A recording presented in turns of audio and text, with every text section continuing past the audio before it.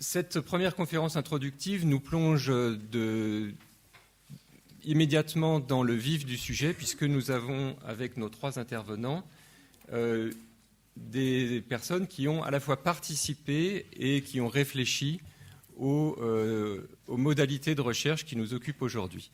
Donc je vais passer la parole tout de suite à Andrea Vargiu, qui est professeur de sociologie à l'université de Sassari, en Sardaigne. Votre laboratoire, Andrea, fait partie du réseau Living Knowledge, qui est un réseau qui regroupe principalement des boutiques des sciences. Et vous avez été impliqué dans des programmes européens qui portent et qui mettent au cœur de leurs interrogations ce que serait une recherche responsable. Donc on est au cœur même du colloque. Et votre intervention aujourd'hui portera sur, principalement, disons, ou prendra comme point de départ les boutiques des sciences. Voilà, donc je vous remercie beaucoup et je vous donne tout de suite la parole pour une dizaine de minutes. Merci beaucoup. Bonjour à toutes et à tous. Je m'excuse pour mon français qui n'est pas ma langue principale. Et je voudrais d'abord remercier, je suis très honoré d'être ici aujourd'hui. Je remercie la Fondation parce que ça me donne l'occasion de revenir à l'école que j'ai fréquentée à l'époque de mon doctorat et post-doctorat. Donc, première chose, hier, quand je suis arrivé à Paris, je suis passé boulevard Raspail 54 pour revoir l'édifice rouvert à nouveau comme je l'avais connu. Alors, cette question de contre-modèle, en fait, c'est plutôt problématique et complexe, d'autant plus que, comme on peut comprendre des interventions qui ont précédé la mienne, on a affaire avec un chantier ouvert, je dirais. Donc, le problème s'est posé pour moi de comment présenter mes arguments aujourd'hui. Et finalement, l'idée, c'est peut-être de partager ces quelques expériences que j'ai fait au long de mon parcours. Et donc, c'est une sorte de témoignage. Et en parcourant les différentes étapes de ce parcours, je voudrais quand même poser quelques questions. Je n'ai pas de véritables réponses, mais déjà commencer à poser des questions qui me paraissent importantes alors qu'on s'approche à cette thématique des contre-modèles et des modèles différents, manières différentes de mener une recherche partenariale et à travers la coproduction. Alors, je voudrais commencer par le laboratoire FOIST pour les politiques sociales et les procès de formation que je coordonne. C'est parce que ce laboratoire a été fondé par le professeur, mon collègue Alberto Merler, en 1997. Donc, je voulais d'abord rappeler cette date parce que c'est une époque particulière. La fondation du labo était un peu dans l'esprit du temps. Et c'est parce que c'était une époque où il y avait l'esprit du temps était celle de la rupture avec les modèles consolidés, c'était celle de la contestation, mais aussi il y avait la nécessité d'élaborer des approches différentes et d'élaborer aussi des épistémologies différentes qui soient en ligne avec ces approches et cette manière différente de concevoir le rôle de la science, le rôle du chercheur dans le contexte social. Au passage, je vais remarquer que cette époque est la même époque où les premières expériences des boutiques de sciences commencent à se faire dans le nord de l'Europe. Mais il n'y avait aucun contact à l'époque entre notre situation, notre contexte sarde et le contexte de l'Europe du Nord qui a généré l'expérience des boutiques des sciences. Quand même, c'était dans un zeitgeist, si l'on veut. Ce qui nous ramène au fait qu'à l'époque, en fait, l'engagement de la recherche avec les citoyens était un peu un choix de valeur qui venait des individus. C'était un choix personnel, en fait, mais de s'engager avec les collectifs. Deuxième chose qui est importante à remarquer, c'est que Alberto Merler, à l'époque, revenait, en fait, laisser derrière lui le Brésil. Donc, il ramenait son expérience brésilienne en Italie, et sur cette base, il a fondé ce laboratoire qui est comme lieu de coproduction, de travail collectif, chercheurs, étudiants, professionnels, citoyens.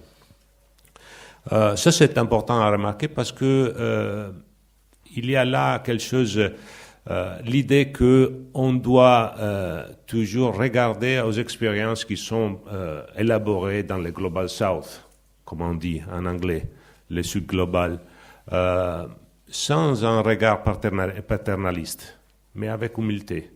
Parce que c'est là où il y a plus de nécessité parfois que ce type de choses, des ruptures, des innovations se produisent. Donc c'est très important qu'on porte ce regard-là.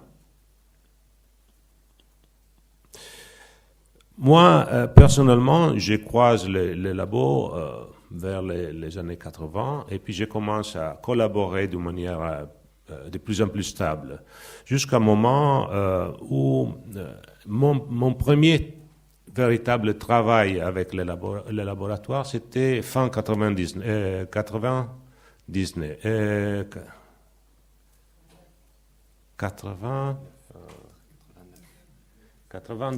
fin 90, donc 99. C'est toujours difficile pour nous.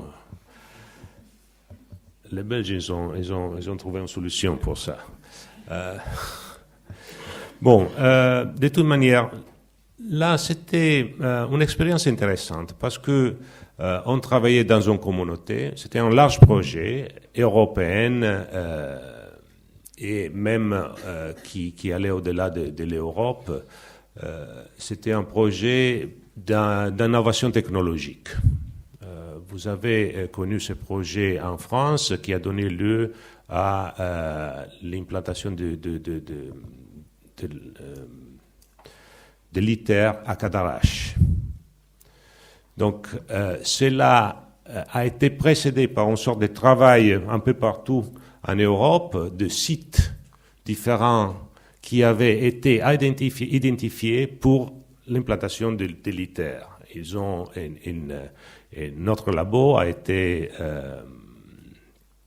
partie de ça pour voir la possibilité de l'acceptabilité de ce type d'initiative dans une communauté locale au nord de la Sardaigne. Bon, finalement, le processus a continué et Cadarache a été le dernier choisi. Mais de toute manière, à cette occasion-là, on a traduit cette question faut-il ou pas implanter l'ITER à Porto Torres, c'était le nom de la communauté. Nous, on a décidé de l'échanger un peu et d'insérer ce débat au sein d'un débat plus large sur le développement local.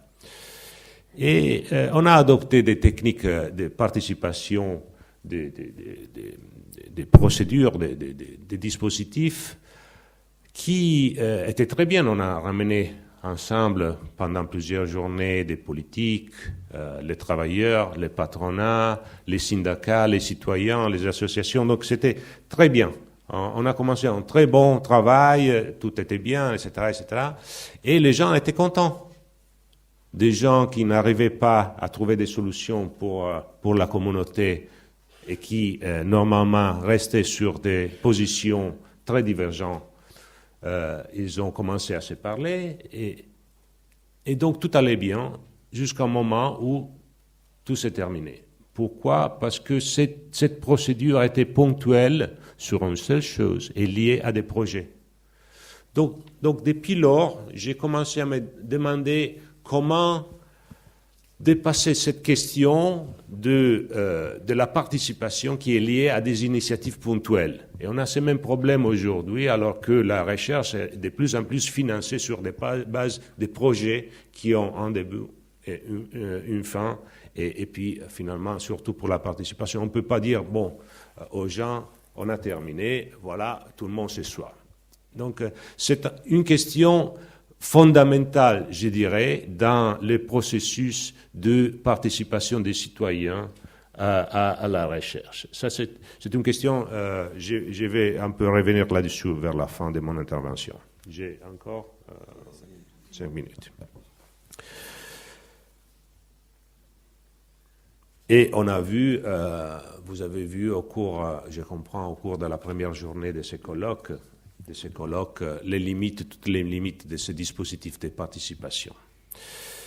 Dans l'entretemps, il y a eu un changement de cadre, bien sûr à l'intérieur des universités avec les nouveaux managements publics, toutes ces dispositions-là, mais aussi à l'extérieur, parce que ce qui s'est passé, c'est qu'il y a une diminution de la confiance des citoyens vis-à-vis par rapport à la science. Il y a un intérêt croissant dans la valeur publique de la recherche, mais aussi il y a une complexité de plus en plus grande de procès d'innovation et de développement. Par exemple, l'accès ouvert, les pratiques des citoyens qui utilisent les acquis de la recherche, mais aussi tous les dispositifs qui donnent lieu à l'évolution de la technoscience. Donc, cela pose une question, un défi clé, qui est celle de la responsabilité collective. Ce n'est plus une responsabilité seulement sur les épaules des chercheurs individuellement pris, mais c'est une question collective. Ce qui demande des réponses collectives en termes de politique d'inclusion et de co-responsabilité. Cela amène à repenser les modèles linéaires de gouvernance de la science et finalement la nécessité de reconsidérer les contrats sociaux pour la science. Bon, cela a des implications sur le terrain pour nous qui travaillons sur le terrain, et parce que cela comporte la nécessité quand même de concevoir des épistémologies et des méthodes, ainsi que des instruments, des structures pour opérationnaliser, si l'on veut, les dialogues et la co-recherche. Et c'est là, par exemple, qu'on peut faire référence à l'expérience des boutiques des sciences. Là, j'ai trouvé quelque chose d'intéressant. Pourquoi? Parce que cela nous a donné la possibilité de, si vous voulez, pérenniser les rapports entre la recherche et la société civile. Donc, il y a des instruments concrets qui ont été élaborés et qui nous donnent la possibilité de faire de la recherche, faire l'enseignement, tout en nous engageant avec les citoyens, qui, normalement, les citoyens et les organisations de la société civile, comment ça marche très vite, les citoyens, les organisations de la société civile, ils posent des questions. Ils amènent leurs besoins de connaissances à l'université, et ces besoins de connaissances sont traités de manière participative, c'est-à-dire c'est pas qu'ils arrivent et demandent et puis on a une réponse, c'est plutôt on élabore les questions de recherche ensemble. Ça c'est très important, c'est une manière de concevoir la relation entre recherche et entre les chercheurs, éventuellement l'étudiant et les citoyens, d'une manière paritaire. Donc, on établit les questionnements ensemble. Qu'est-ce que a valeur? Qu'est-ce qu'il faut traiter? Ce n'est pas le chercheur qui est le seul dans la cabine de pilotage, on est ensemble. Cela, bien sûr, ça pose des problèmes. Ça pose des problèmes à niveau, encore une fois, épistémologique et méthodologique, mais c'est une question clé de la co-responsabilité, c'est l'engagement, c'est pas vertical. On est dans la même voiture et il faut élaborer des questions et des solutions ensemble. Voilà, mon temps est terminé. J'espère pouvoir quand même un peu revenir là-dessus dans le débat. Merci.